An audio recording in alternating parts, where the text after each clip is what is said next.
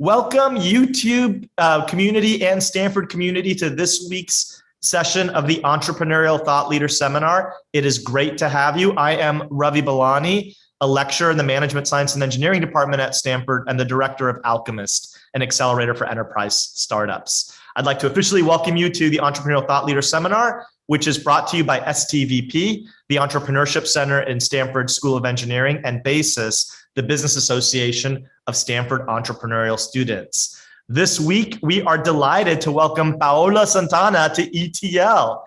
Oftentimes, gang, as you guys know, we have founders that come into ETL that are retrospectively reflecting on their careers in entrepreneurship. It is rare for us to have a founder that is in the throes of the entrepreneurial journey itself, which is why we are so grateful to have Paola come in and share her experiences with us today. Paola has built a reputation for being a founder of ambitious ventures. These are ventures going after really deep change in areas that are oftentimes hard to attack markets that are overlooked by classic Silicon Valley style startups. She was the co-founder and COO of Matternet, which really was one of the pioneers in commercializing drone technology. Matternet has raised over $30 million from funds like Andreessen Horowitz, Boeing, and McKesson. And most recently, Paola has been the co-founder and CEO of a new venture, Glass, which is a software ecosystem that uses artificial intelligence to power high-performing governments. Paola's going after GovTech now. Now, just like Chris Sacca from last week, Paola comes to entrepreneurship with academic roots steeped in legal academia. Just like Chris, she's also, Georgetown is part of her pedigree. She's a Fulbright scholar at Georgetown, and Paola holds a master's degree in government procurement law and did her undergraduate legal studies in the Dominican Republic.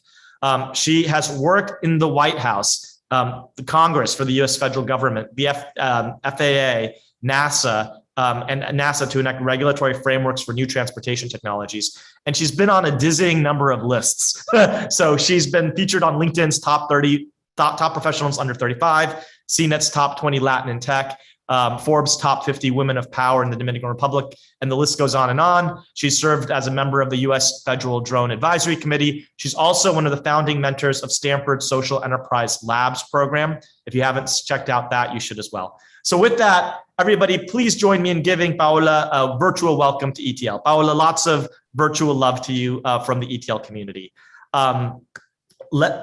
Let me start off, Paola, by just asking a question about you and your identity of who you are. Because if you look at your entrepreneurial path, it is unconventional, dizzying, and impressive. You started off your career as a paralegal in the Dominican Republic.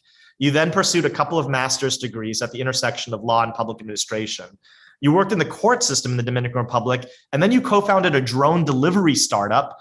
You're an FAA certified pilot, and you've worked at the Federal Drone Advisory Committee. And you spent 2 years handling government affairs for a Hyperloop company. So you've done all of these different things, and now you're the co-founder and CEO of a company devoted to bring technology to change the public sector. So can you thread the needle for us across all these experiences? And just at the core, what drives Paola Santana, and how did this narrative arc all make sense? Thank you, Ravi, so much for having me today. I'm super excited to share the work. And that's really what it is. Like, you get into all these cool ranks and whatnot, and you get to cool places to talk to cool people, to very interesting people, and meet people that is really moving the needle because you're doing the work. It's not about what college you came out from or where you come from or, your last name. Is the work you're doing that you're like really authentically doing. So I would say, if you ask me to describe Paola, like who is Paola, what is Paola doing? I am a visionary. And then I build the things that I see in my brain, in my mind. So, and I'm also, I just really believe that with all this abundance that we have in the world, we should all be swimming in opportunities and having access to all this abundance that is in the world. So I hate inequality. I do not understand people not being able to have access to, you know, great education, great healthcare systems, great transportation infrastructure. So it's not just that I hate it, it's that I'm acting to change that, because I know we can change it, because I've built systems that can help alleviate and dramatically change how we've done things in the past to actually tackle those problems. So I'm a visionary, and then I go and build the things that I think that we can change. So that's in a nutshell, Paola Santana. And whether I do that through tech or through law or being in a startup or actually starting a court system from scratch, like in the Dominican Republic, for me is the same. Like my brain thinks in systems, and I just see things that need to happen, whether it's a piece of regulation or a piece of code. I just see it in my brain, and then I just put the pieces together and I start building things because I'm a long-term thinker. So that's in a nutshell. If you want to position me somewhere, it's like, well, you can't position me anywhere because I'm behind problems, big problems, global problems that affect billions of people, that I want to see them change and really affect the life of these people in my lifetime.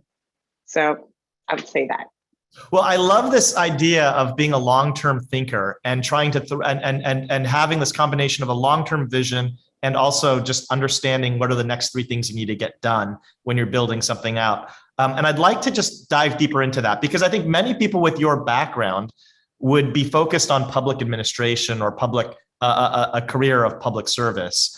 How did you decide to spend your one precious life, especially given the pedigree of stuff that you came from?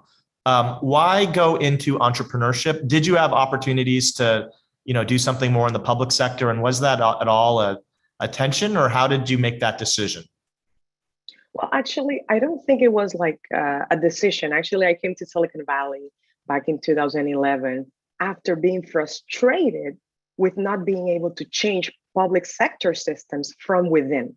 So born and raised in the Dominican Republic, I had the opportunity to go to a very good law school in the Dominican Republic. While I was doing law school, I was also working at the National Elections Court, conducting elections, managing political party stuff.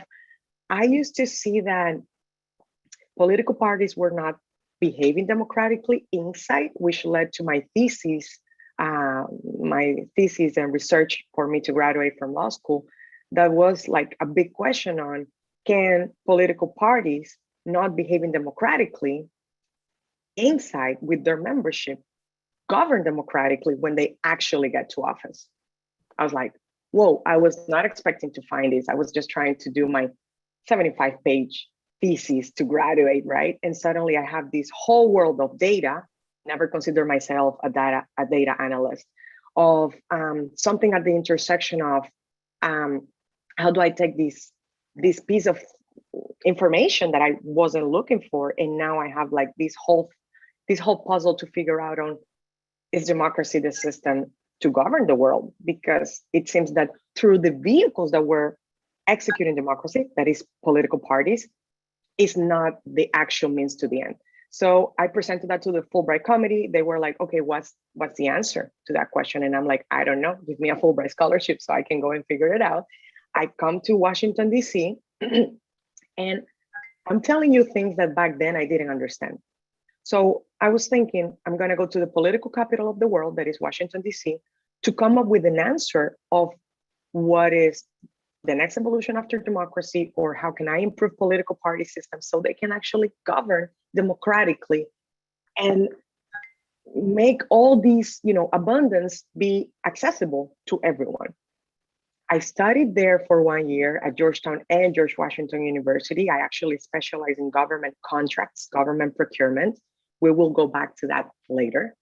And I just, to be completely honest, I was like super delighted. I was like, oh, I'm super happy. I'm seeing bigger buildings, nicer suits, more fancy conversations. But to be honest, it was a 10% improvement of the conversation that I was having in Dominican Republic. So I was like shocked. I was like, it cannot be that now we have 300 pages reports, because of course we're in Washington, DC, but it's the same conversation. Like if this is mecca of government and politics, I don't see the system changing the world at the speed that the world needs to change, because there's people dying and we have the resources, because I see the resources, they're here.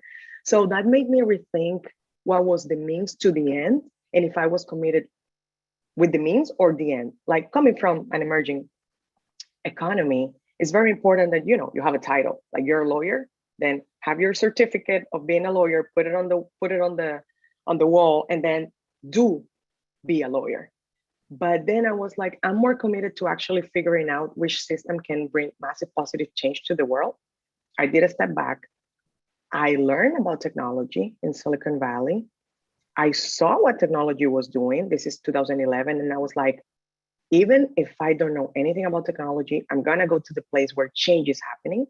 I'm going to learn that language. I'm going to learn how things get built there. And I'm going to specialize in that. And this is how I make a transition, not even knowing the word entrepreneurship. So I applied to a think tank program to learn tech inside NASA called Singularity University. That was an entrepreneurial program, but I didn't know the word entrepreneur. So I applied to something I didn't know what I was going to, but I just knew I was going to learn tech to change some of the world's greatest challenges. So this is how blinded I was. But I was going after pieces of information of a bigger thing that appealed to me, that was, how can we create change for everyone? So then you go in with this intention of, trying to actually change the world through the powers of democracy, or at a very fundamental level.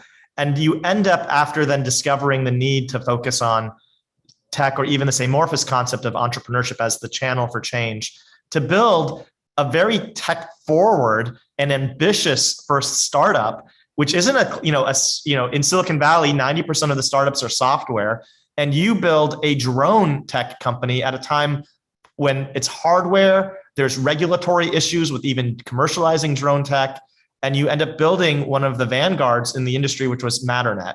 Can you share with us what that experience was like? So first of all, what was the first moment when you realized that this was something that you wanted to dedicate your life, or at least the next 6 years of your life to?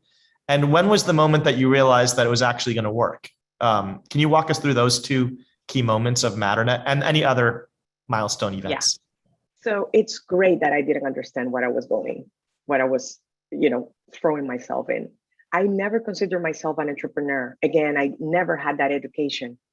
No one told me ever in my Dominican Republic education that people that are proactive and act against the problems that they see in the world, or that people that start something are entrepreneurs.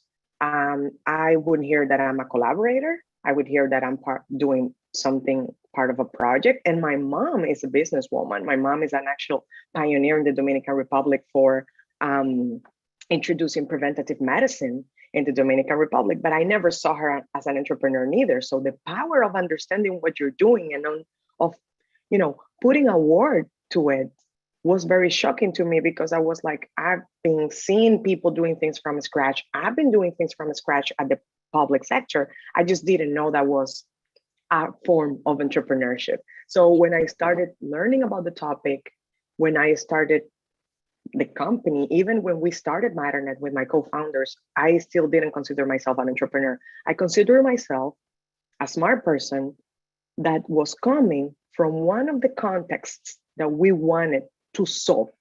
So I was very closely following the problem. And then when we did so, the first Matternet principle, again, was not let's build fancy drones so we can create the first drone delivery company.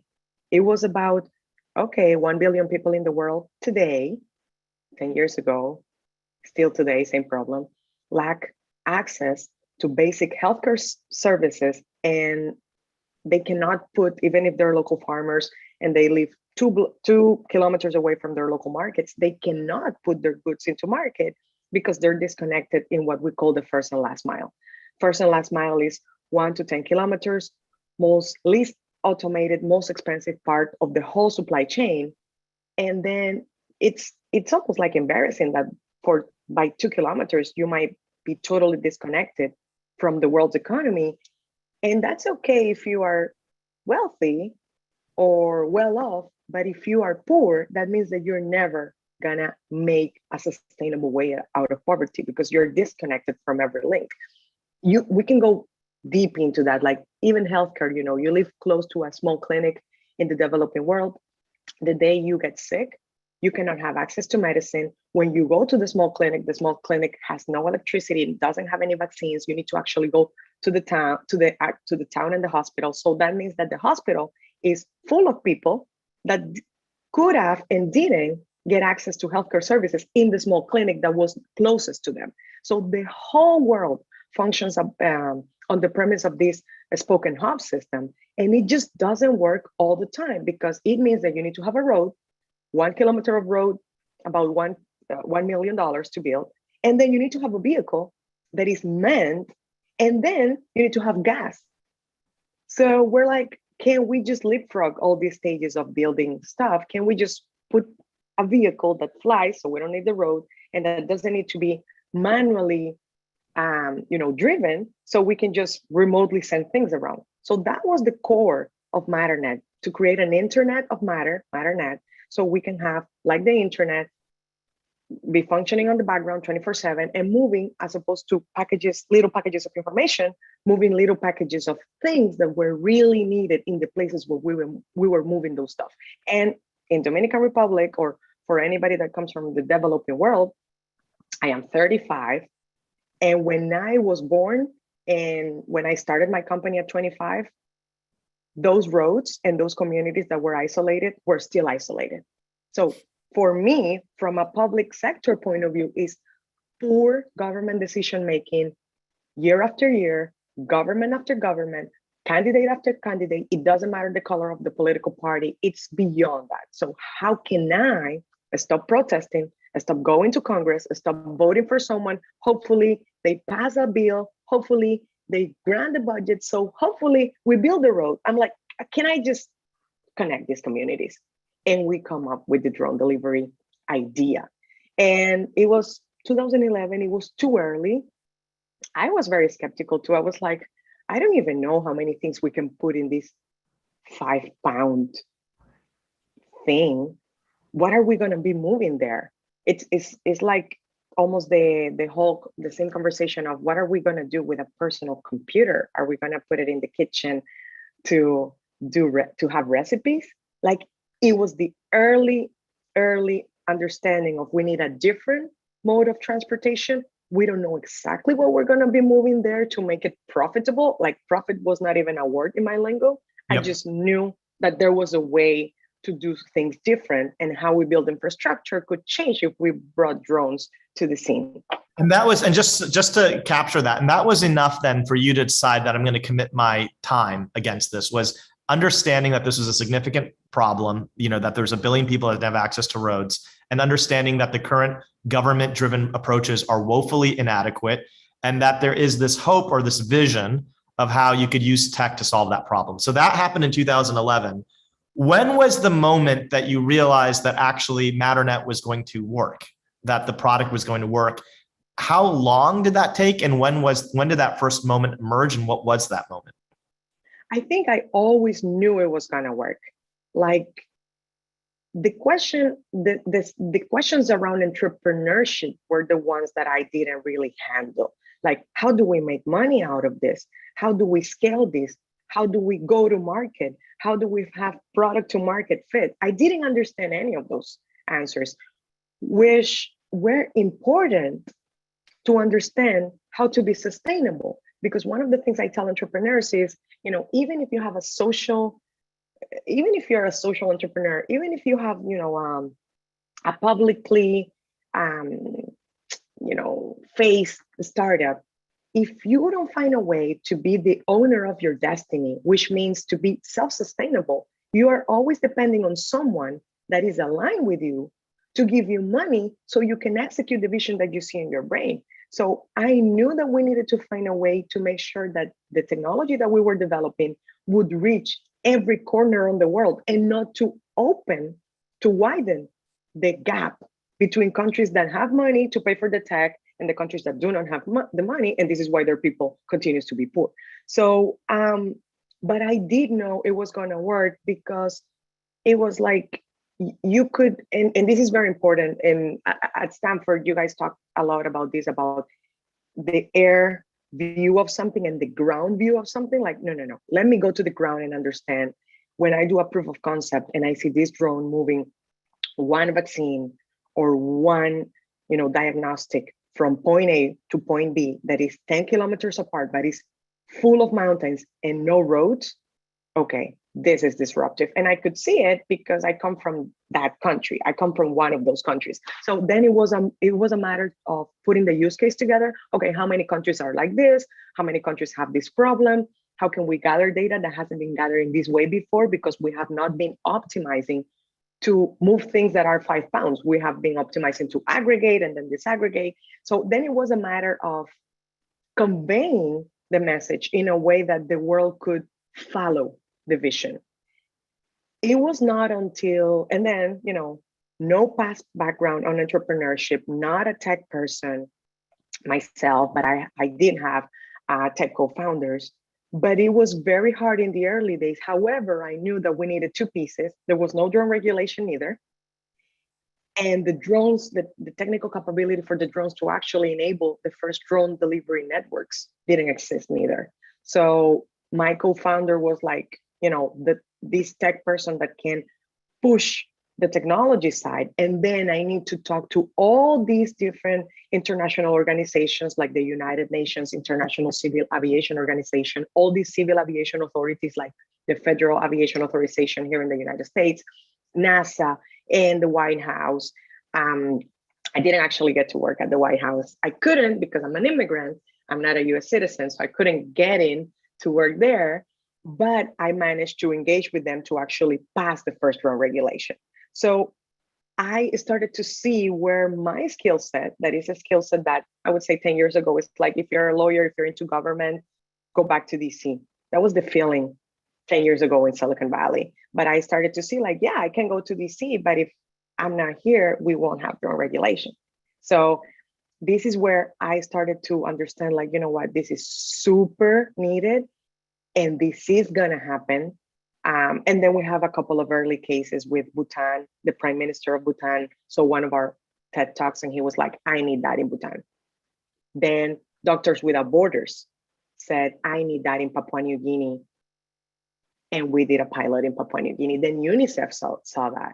And UNICEF said, I have all this budget to move antiretrovirals, to deliver antiretrovirals to newborns that were just born with HIV.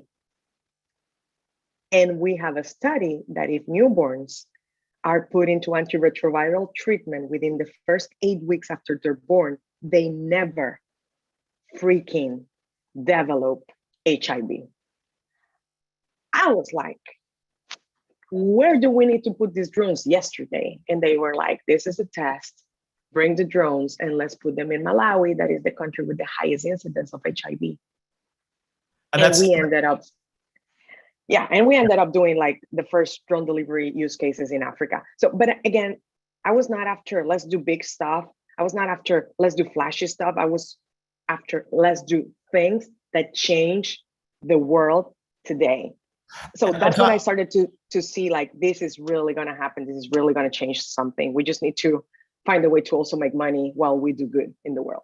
And I really want to make sure that the listeners get this takeaway, because, unlike if for all the founders that actually want to go after deep change, if you're doing a software, a classic software company in Silicon Valley where there's an existing software stack, you identify a very tactical problem and it's pretty easy just to get to product market fit and solve that short-term problem.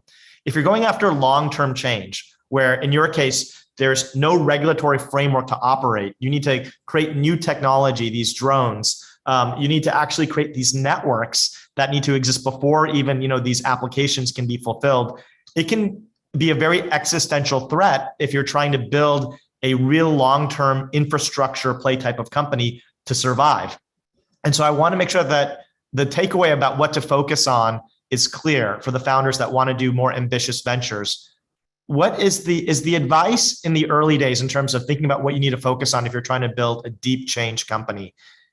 Is it marketing? Is it to build your brand so that, the Papua New Guineas of the world discover you and then you solicit funding so you're selling the vision before you build the product? Or is it to just focus maniacally on the core challenge that you're trying to solve and find short-term wins with that challenge to market and brand and promote, or something else? So both, but not for obvious reasons.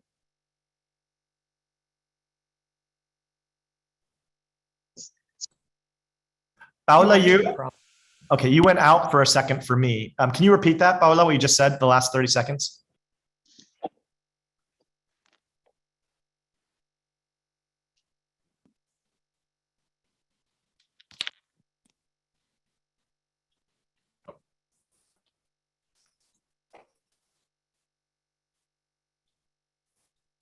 Can you hear me now? Yeah, that's great. Okay.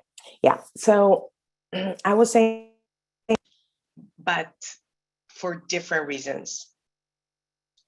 You're still following? Yeah, I think now it's good. Yeah, it broke for a sec, but I think it's good.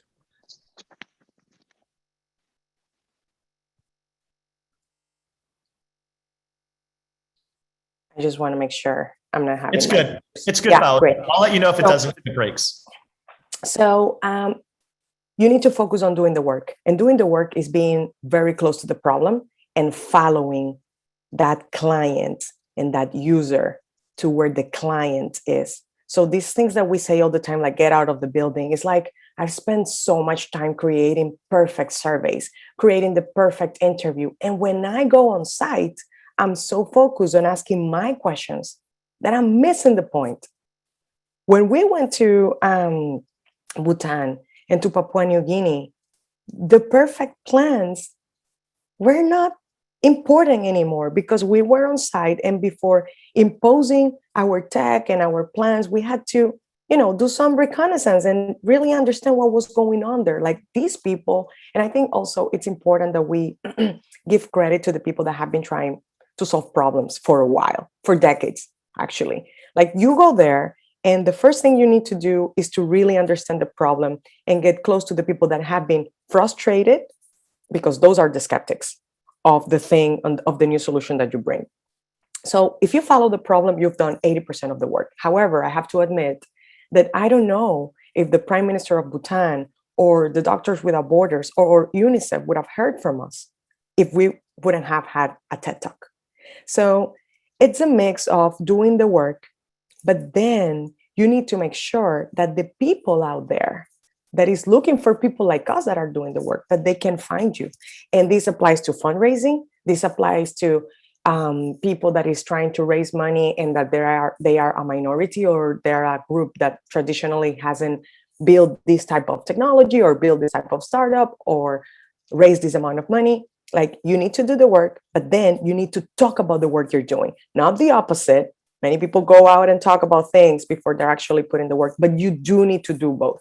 So I think that was critical for the people that were looking for solutions to understand that there were those type of solutions out there. So you need to do both when you're bringing something new. You need to educate about what you're doing, and then you can solve the problem very closely by doing very fast proof of concepts. So we had to get on site. It was not about talking on the phone. It was not about Zoom calls. We had to go to these places with whatever technology we had that was very rudimentary back then. I have a couple of pictures that, if you Google like literally Matternet Bhutan or Matternet UNICEF, you will see how our technology evolved in the early days of Matternet, 2013, 14, and 15. That's great. And I just want everybody to understand that. So the core thing is not to necessarily build a sexy product or tech. It's to solve the problem, solving. And I think this is actually Paola's secret strength, even though she may not brag about it. We'll sort of get to this as a COO, that there's a certain virtue in not self-identifying as an entrepreneur, but just trying to solve the problem, because that's where the real value is. And then in parallel, trumpeting your chest so that those that are looking for you know that you exist. It's not so much as selling as much as making sure that those that know that are looking for you just know that you exist, so that you can connect those two dots. I want to move forward to Glass, but before I do, Your role at Matternet was as a COO, and at Glass, you're the CEO. For people who don't know what a COO is, can you describe what a COO is in a startup, how that's different than a CEO, and any lessons that you learned as a COO that are now relevant to being a CEO? I am a super operational mind. Like, I love details. And COO, everybody's a chief operations officer. Chief operations officer. I love putting pieces in place and together.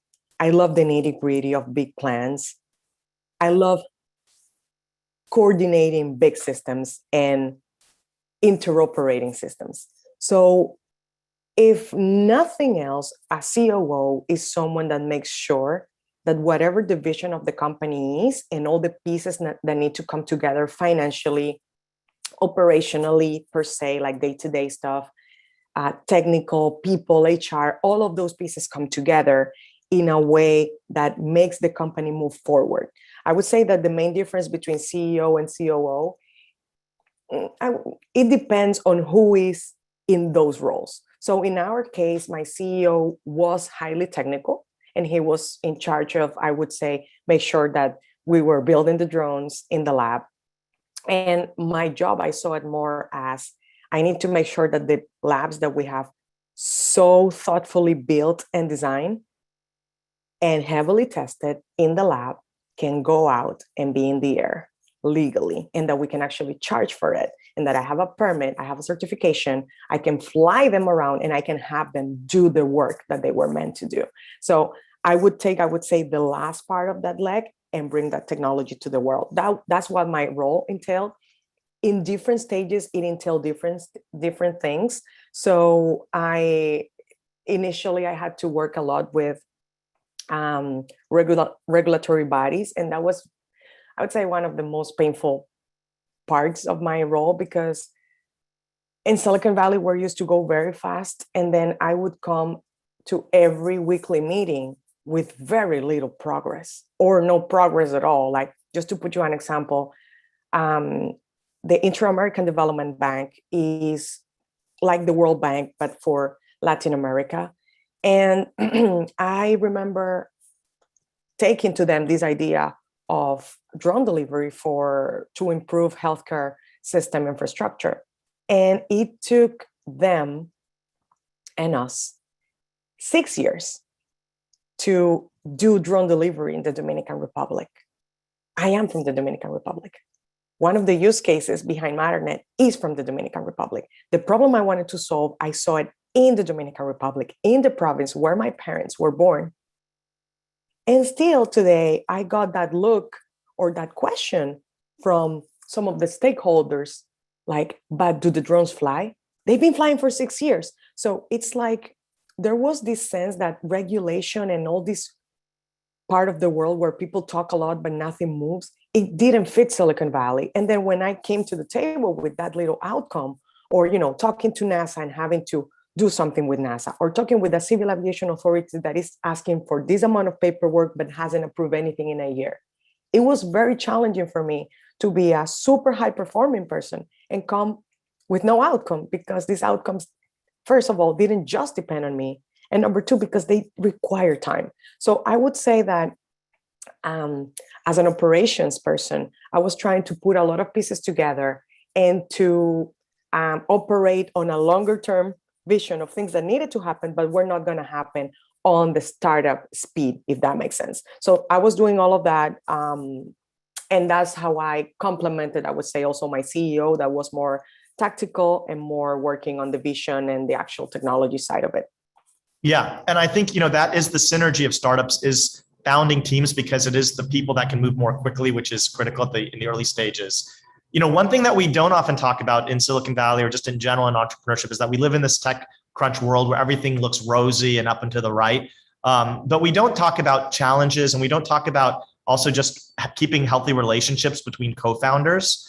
Can you, especially during such an intense time when you're trying to literally change the world with a deep change company, can you talk about and then transition out of that intense co-founder relationship when you're leaving Matternet and then going to start a new company, Glass, which we'll hopefully get to in a second? Can you talk about co-founder relationships and also transitioning out of those co-founder relationships, and anything that you think we don't talk about that we need to, talk about more around that.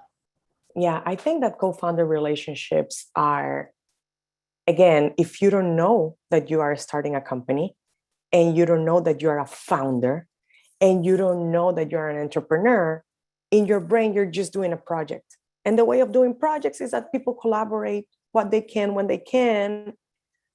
And if it doesn't work, it's like, oh, at least we tried. So I'm a super passionate person and I'm a very high performing person. So I came all into this project, but I think I didn't take the time to really understand. And people would tell me, people were like, this is like a marriage.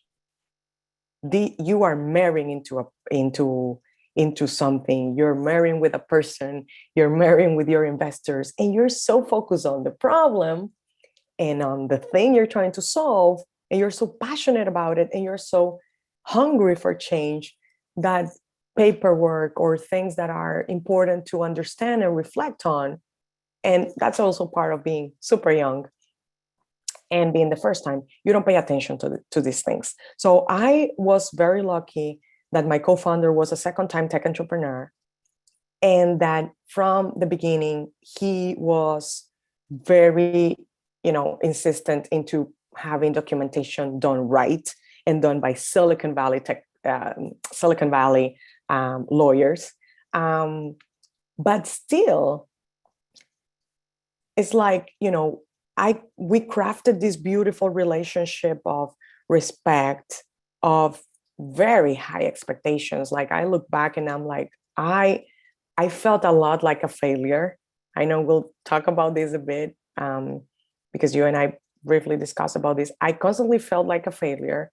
I constantly felt that I was not doing enough and I was giving like 3 times the extra mile. But really, that was the minimum expectation. And when I look back, I'm like, Jesus, I was doing 5 people's jobs. I was killing myself. And that was the right thing to do, but probably not at the right pace or probably not with the right dynamic that I had there. Again, I always felt, coming to the table to my weekly team meeting, I felt like I haven't done anything, but then I haven't slept. So what have I been doing? And I think that if it would have not been because of my co-founder and how strongly we believed in the vision, I would have not make it. I remember once he sent me this beautiful postcard saying, never, never, ever, ever give up. And I consider myself like one of the most resilient people I know. And I was about to give up. But at the same time, we didn't have mechanisms to disagree. And we didn't have mechanisms to exit. Exit means, let's say this doesn't work for you, or let's say this doesn't work for me, or let's say we disagree. Who's the third person in the room that will make the call? So, in some occasions, I started working with a coach. It was super helpful. Like I started working with this coach that has coached executives from Adobe and big firms, because it gets really intense and it's very difficult to actually manage. And then when I finally decided to leave the company, I was very burnout, very emotionally, physically, technically. And it was very hard to manage the exhaustion and leaving your baby and your company that you've been at for 6.5 years and leave it intact, like, oh, I'm a winner. So all these things come together, and then you cannot detach the person from the business, or, your co-founder from the business. And I was lucky again that I'm a lawyer and I had proper legal counsel to make sure that I left my company in a good way, but in a way that also made me feel empowered and made me feel, that I was honoring myself and the work that I had done for 6 years. It's very tricky. It's an art to do that in a way that doesn't break relationships. And this is why it's important to talk about disagreements and ending the relationship when you're starting the relationship, which, of course, when you are ending the relationship, you're like, someone told me so and I didn't do it. So that's like my biggest learning. I want to make sure interaction. Thank you, Paola. And I just want to make sure that this is really clear, because this is something that we don't talk about. But specifically then, when it comes to mechanisms, as you're talking about these mechanisms for breaking up that you wish you had put in place at the beginning, specifically, what advice would you give then to founders that are about to join with a co-founder in a startup? What mechanisms should they make sure that they have at the beginning to make that transition point later better? Legal advice, even if you don't have the budget to go to a legal firm that is expert in tech startups, talk to a friend that is a lawyer, talk to someone that has had a startup, check the documents or the templates. Like, you can literally call a lawyer and tell this person, send me a template of a founder agreement. Like, explain that to me. Google it. Like, check what legal documents you need to have in place to have boundaries and checks and balances in the relationship should you need to exit. Make sure that anything that you sign is something that you understand. And if you don't understand, be the person that asks dumb questions. I assure you, you're going to be happy that you ask those questions. And then try to have a third party. If you're just two co-founders, or if you're a group of people, but try to find someone. It can be an advisor, it can be an independent investor, someone that can be that third or one arm's length person that can mediate between founders. And if you can also have a business coach or an advisor that can personally go along with you, not just see for the company, because everybody, including your lawyers, your corporate attorneys, everybody's looking for the company. But nobody is looking out for you individually as a member of the company. So if you can have someone to accompany you and can see the evolution, can understand and can follow the conversations when these agreements come, so you don't have to just dump all the info and tell what you're struggling with, I think that would be super helpful at the beginning or at any stage that you are, that is not at the end stage, of course.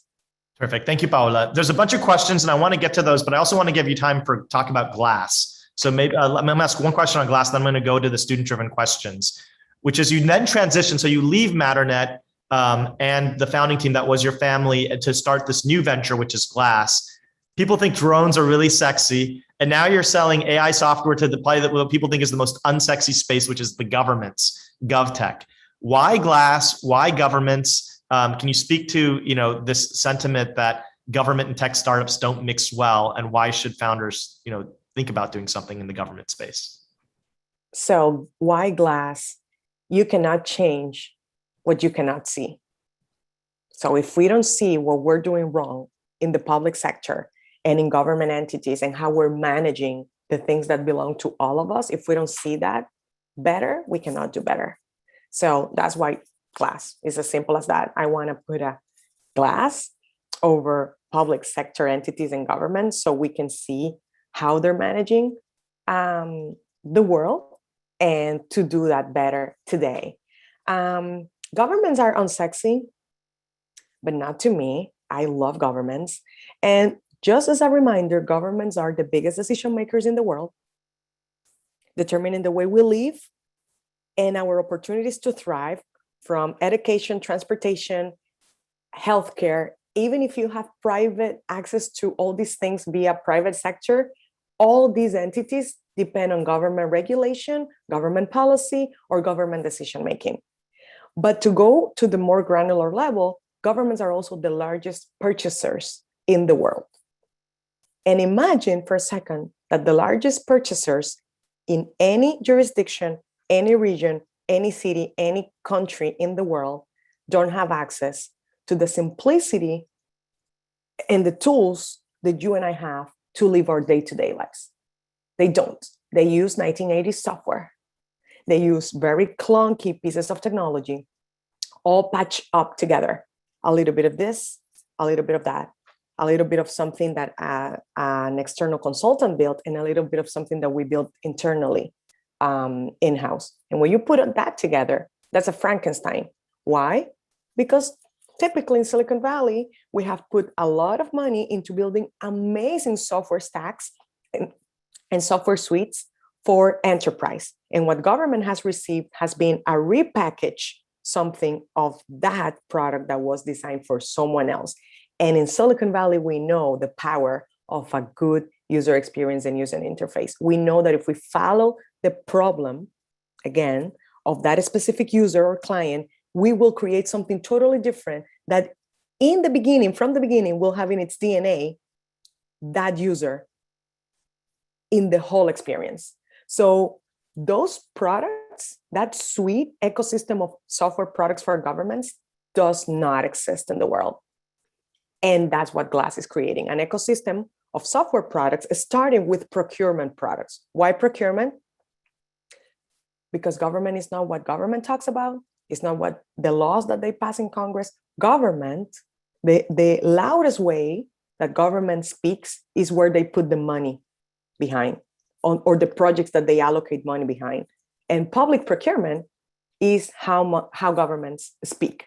So we create products that allow governments to spend money more strategically to maximize their budgets. And one of our latest discoveries is that governments, I would say, is the largest market that Silicon Valley hasn't cracked. So it's a 16 trillion, I'm not even making an effort here. It's a $16 trillion global market that depends on private sector. We need to buy goods and services. However, hear this, every country spends about 20% of their budgets, 30 in public purchases, but they do not purchase from what we say are the backbone of our country's economies, small and medium businesses, 400 million small and medium businesses that probably need just one more paperwork or two more clicks to be able to sell to the largest purchaser in their jurisdiction. So we create platforms that connect the largest purchaser in the world to the backbone of our country's economies. It's like no-brainer, right? Yeah, and I think it's a classic also Silicon Valley platform to play, I think also in many ways. I know we can keep talking about this. There's lots of questions and we're not going to have time to get through everything in 10 minutes. I want to ask one more question and then I'm going to go to the students just because I think you're in a privileged spot to speak to this, which is one of the themes for Stanford this year is thinking about identity and how that informs the entrepreneurial journey. You're Latina, you're from the Dominican Republic. Can you speak to how, and especially for any of our Latina or Latinx founders, can you talk about how Latin identity or culture has informed your entrepreneurial journey and anything that you want to speak about that relationship? Yes. So interestingly enough, I do see myself and I do not see myself as a woman, as a Latina, as a minority, or as any label you want to give me. So it's like I see myself as a person that is hungry for change. But then I have to recognize that my heritage comes very handy. So I have literally, how I tell my friends, I have a PhD in problem solving, like because I come from those places, like Stanford, unfortunately, it's not going to teach me poverty or how to survive in a slum in the Dominican Republic. Like I've seen that. I was born there. I was raised there. So I come from that context. And then I also come from a context where people is super resourceful.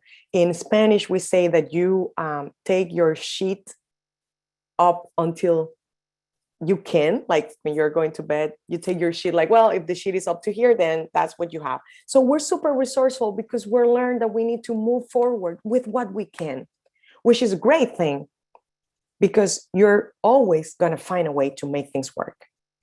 But it's a very bad thing when you're raising money. Why? Because you're super resourceful.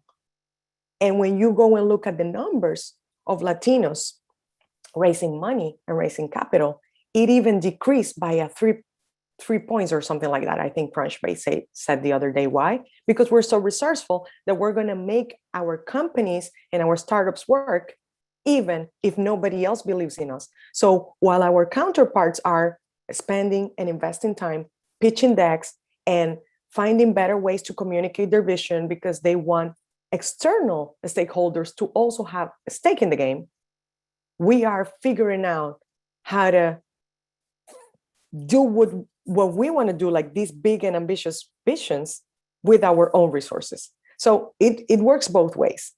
One interesting thing also about being a Latina and having very few role models, I would say, doing what I was doing, like tech, but being a lawyer, going after moonshots. That's how I call these ambitious ideas, but at the same time, being public moonshots, like things that I really care deeply that actually are super profitable, because all my companies that are going after solving public problems, they're super profitable too. So it's like, I'm not a social entrepreneur that needs Gates Foundation subsidy. We're fully profitable, and our platforms are, people need to pay to have access to them, and then we have a way to give them at a discounted price or for free to some of our clients that do not have access or do not have the means to pay that.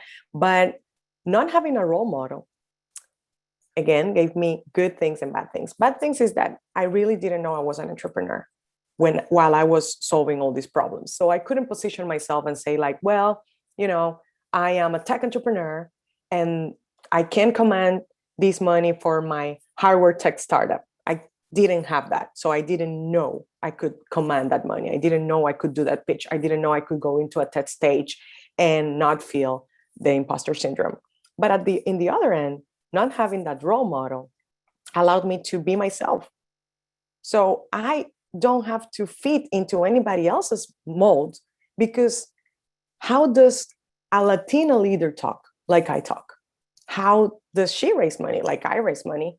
Because I don't have any limit or any bad, container of this is how a Latina talking and searching for money and leading a high growth tech company looks like. So it has shaped me in good and bad ways, but I take the positive part and I don't let any of the talk of Latinas cannot raise, Latinas cannot have this, or a woman cannot do any of this. Like, actually, this is not part of my script anywhere. Anywhere. I don't recognize myself with any of that. And yeah, that. So I know that, and I wish we could spend more time actually diving into that, about that superhero strength of yours to just proactively create your own identity and your own path. And that is how the path is created, is just by doing it. But let me get to Paola, those were gems. I'm going to get to the student questions, and we only have 4 minutes, so we're going to be running out of time. But the first question is, what would be the key piece of advice you would give to prospective founders looking to start up a company now? Would you advise them to look for moonshot goals as the startup's key goal? Its failure would mean failure of the startup. Or would you suggest having a North Star goal as a moonshot, but the failure to achieve this goal should not mean the startup fails? Does that make sense? Yeah, it makes total sense. I would recommend to have a really big moonshot and then to operate on an MVP level, minimum viable product. If we don't have time to talk about these, you guys can ask Ravi and I can answer that later, or you can reach out to me on Instagram or on social media. So when you have a North Star and you fail at the moonshot, at the MVP level, at the little experiment level, you can always invalidate your means to the moonshot, but you don't invalidate the moonshot because the problem is still there. So that's the way to operate in 2 levels. The moonshot for me is the 10x, and the MVP is the 10% improvement that actually, if you make it in a good way and in a very concrete and limited way, you can actually even make money out of it. So you can fund yourself into the moonshot. Okay, terrific. Thank you. I'm going to just use my discretion on choosing. And if there's a question that you see in the Q&A, we can leap into it. But given this question is, given that you didn't have a background in engineering and computer science, how are you able to attract technical co-founders and tech investors and get them to appreciate your vision? You will be able to tell that with more, data points, but that people invest in people. So even today, the investors that are investing in glass, they're investing in glass because they know how fierce I am against the problems that I decide to focus on. So that's the first answer to that question. And the second answer to that question is that I go and find the skill set that I need to complement my skill set in other people, but I also grow. So, I started to understand coding. I started to understand artificial intelligence and machine learning in depth. I started to learn all these things that I think that actually, if I would go back to school, I did law school just to try to understand how to write regulations so something could come to life. And if you think about that in terms of engineering, code is like that. Like, you want to know what the code is so you can bring something to life. So I would say that it's not difficult to go and find the missing piece of information or the skill set or the people with the skill set, so you can actually create something, even if you don't have the current skill set today. So just go find the skill set or find the people or take the course, get it done, and start building the thing you see in your brain. And Paola, last question just for 30 seconds if we're out of time, but what have you learned about how to create productive relationships with regulators? Any advice on that? Yes, you need to really, it's like, just as I was saying, follow the problem, listen to the person in front of you. These people is optimizing for something else. They're optimizing for status quo. They're optimizing for, if it's not broken, don't break it. And they also have a lot of things to keep running. So for all of us that are thinking about the future and creating the future, we can create the future because we have people today taking care of today. So if you appreciate them, if you honor them, and you're like, thank you so much for what you've built, or for the regulation that you have built that enables us to be here today, how can I help you? And if you ask that question and they reply to you and you really want to honor them, you need to listen. So I would say just listen to them and brainstorming with them paths to go a couple of steps out of their comfort zone. That's a great way to have them feel part of the process. And at the same time, you might even understand that they have tried to do what you were trying to do. It's just that they got frustrated. So you have a chance to give them that breath of fresh air so they can actually innovate with you. Thank you, Paola. I have to cut it just because we're out of time. So I have to draw it to a close. For those that want to stay connected with you, what's your Instagram, or what's the best way for them to stay connected? LinkedIn is great. Paola Santana M. Same for Instagram, same for Twitter. And then they can just reach out there and we can continue the conversation. The company is Glass, everybody. Okay, so everybody, thank you. So thank you, Paola, for the time. I wish we had more time. And to our audience, thank you for tuning in to this session of the Entrepreneurial Thought Leader series. Next week is our final ETL of the quarter before we take a short spring break. We'll be joined next week by Stanford professors Russ Altman, who also hosts the popular Future of Everything podcast, and Kim Branson, the SVP and Global Head of AI and Machine Learning at GSK. That conversation will be hosted by Stanford Adjunct Lecturer and STVP Director of Principled Entrepreneurship, Jack Fuchs. You can also find that event and other future events in the ETL series on the Stanford eCorner YouTube channel. And you'll find even more videos, podcasts, and articles about entrepreneurship and innovation at Stanford eCorner. That's ecorner.stanford.edu. And that is this week's ETL.